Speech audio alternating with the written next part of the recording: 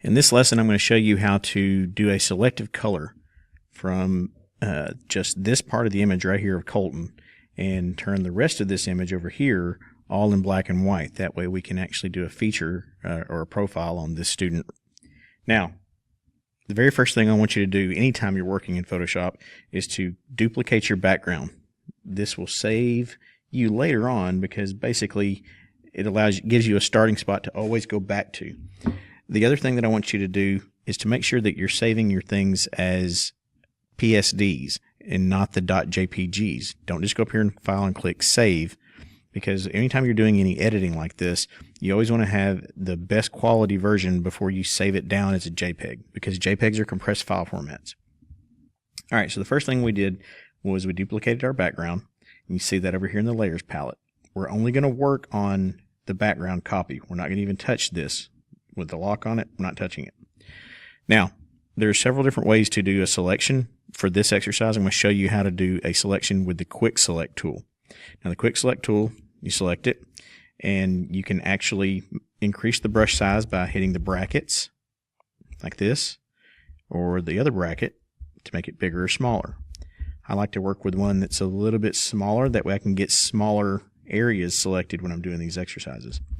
Now, you'll notice that there's a plus sign in this selection. If I hold down the Alt key or the Option key on the keyboard, it will change once I've made a selection. So now if I hit Alt, it changes to a minus. You can see there it's a minus. Now, I'm going to go ahead and select all this, but I'm not going to select this red bar right here. And I'll come back to that here in in a few minutes. I'm going to select everything on Colton except that red bar, because I want to show you why here in just a few minutes.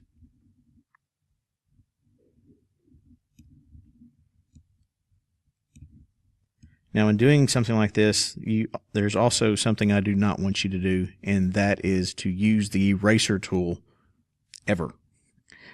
When you do the eraser tool, it actually destroys pixels, and you can never get them back.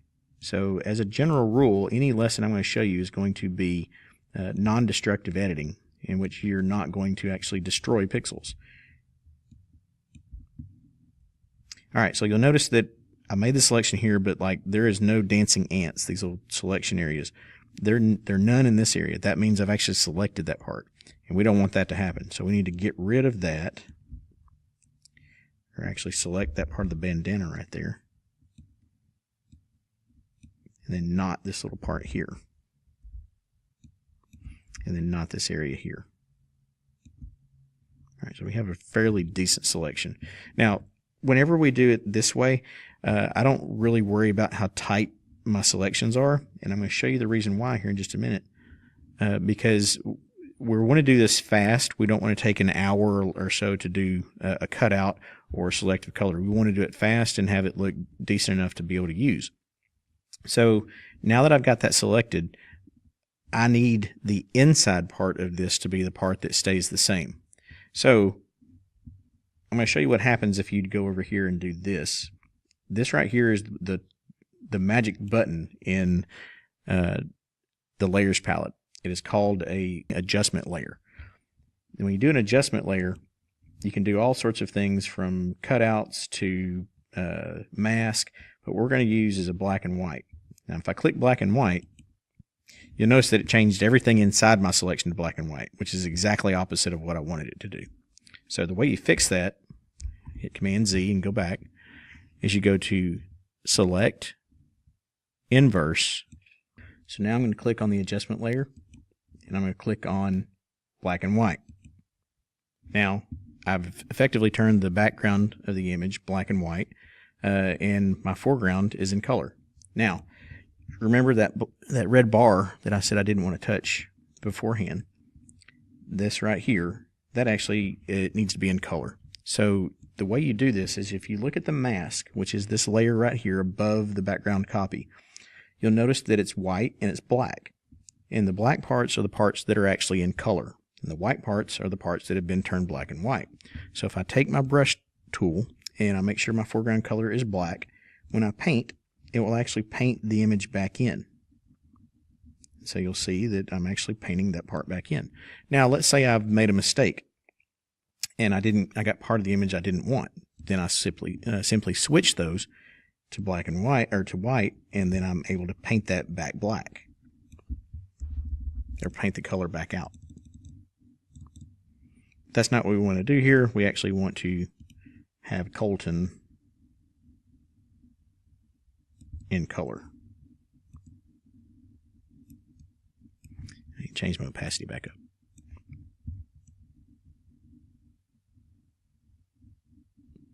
So now that is right. Now you'll see some other areas that need some work, but this is where the power of this tool comes into play. Is I have this funky part right here and this other part right here where his arm is intersecting.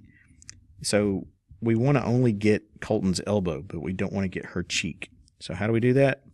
We go back to the brush tool, and we'll do just like we did with the red, where we'll actually paint that back in. So we'll give Colton an elbow again.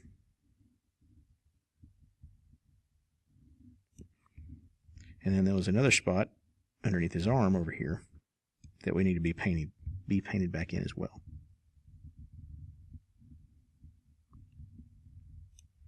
And then part of her arm that does not need to be. And we'll paint that white to straighten up that edge. Okay. Now there's some blue fringing around Colton's arm. And the way you fix that is you also go back to that tool, but you want to change the opacity down just a little bit. And then you want to drop this brush size way down, and you're only going to paint the mask. And you're going to do it just ever so lightly using a fairly light brush opacity. And then that's going to get rid of that. You can kind of blend it back in a little bit. So we're getting rid of that blue fringe right there. It also goes around the edge of the megaphone. Now you'll have to do that to the most of the image, but that's the simple way to do it.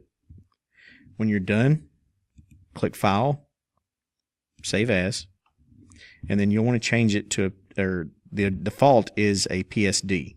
I suggest leaving that as it is because it saves all of this information over here in your layers. So click Save, and then when you're ready to drop it on the page, go File, Save As, and depending on the actual quality of the image, you may actually want to save it as a TIFF, which is an uncompressed file format, or save it as a JPEG. JPEGs are smaller. If it's not going to be a full bleed on the spread, JPEG will work fine. But if you're going all the way across the spread, you may want to use a TIFF because the TIFF is going to give you the best quality picture. It will take longer to load, but it's going to give you the better quality. Hope that helps.